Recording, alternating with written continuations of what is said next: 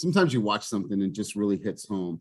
The numbers 1440 have been sticking out in my head ever since I heard that a couple weeks ago. 1440, 1440, 1440. And that 1440 means that's the amount of minutes that we have in the day. And I will share some of my thoughts with you, and I'll pull my screen up in a second. Each of us have the same amount of time in our day. The difference between top producers and people that perpetually struggle in this business is that top agents really understand what they're going to do every single day. They don't walk into life and walk into business haphazardly and not knowing how they're going to go about their day. They have intent, they have clarity about what they want, why they want it, and they don't deviate from that. And they don't operate out of haphazard.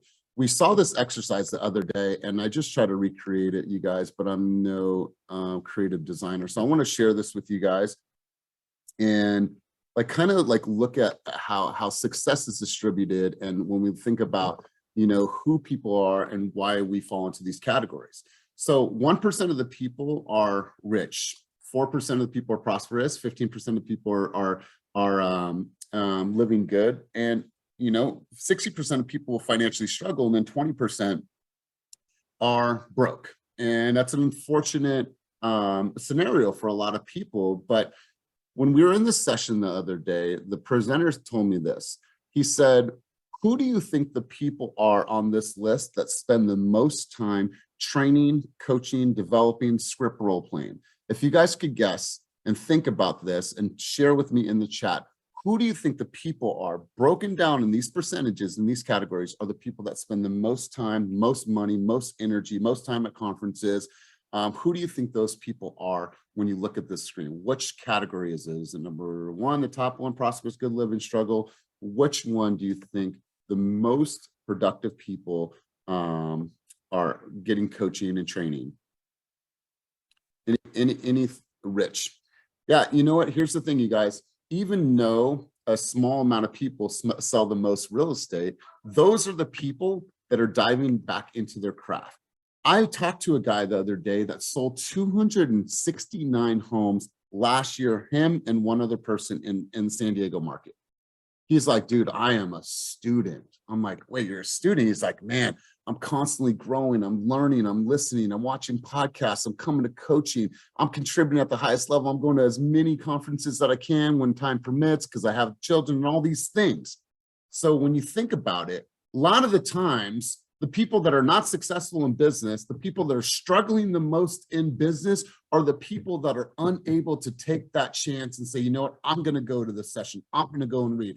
I'm going to show up for coaching. I'm going to raise my hand. I'm going to ask questions. I'm going to be vulnerable. I'm going to say, you know what? My business is not where it needs to be. And so I'm going to pull my ego aside. I'm going to raise my hand and say, somebody, Kenny, Elias, anybody, can somebody help me out in my business, right? So you have to operate out of that mentality that, you know what? I'm going to show up. I'm going to do the work. And that's why I have nothing but love and respect for you guys on this call right here. I think about this from an insurance standpoint. You guys have to insurance your success in 2 years from now, because I don't know about you. I don't know what the hell I would do if I didn't have this. I don't know.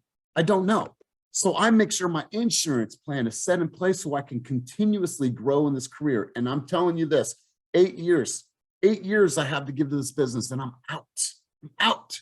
I'm living somewhere other than here, but I'm out of this business. So I want to encourage you guys read that constant and never-ending improvement. Reading, growing, doing what Maria's doing up in Sacramento, and like putting groups together, building relationships, going to the board, attending association events, going to things where you could just simply network, shake hands. Hi, how are you? I met somebody last night at an event that I was invited to. We're going around, we're having some fun. I met this lady. She's like, hey, I've been to one of your coaching sessions. I have 65,000 people that follow me on Clubhouse. Want to collaborate?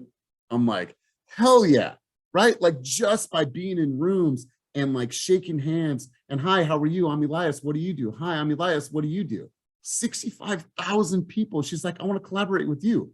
Met a community leader. She's like, what are you guys doing in Oakland for a community reach out? I'm like, we should be doing more. She's like, let's you and I put something on the calendar. So I want to encourage you guys to go out there and have those conversations and meet the people and shake hands and schmooze and do the things that are going to help you grow in this business. I don't know about you guys. I really love this business. and I'm going to put an insurance plan around my life that's going to ensure that I'm going to be here in 2 years from now. If you want to be here in 2 years from now, give me a reaction. I don't care what the emoji is on the screen. If you are down to be in this business in 2 years from now, give me a reaction with the emojis down below, please.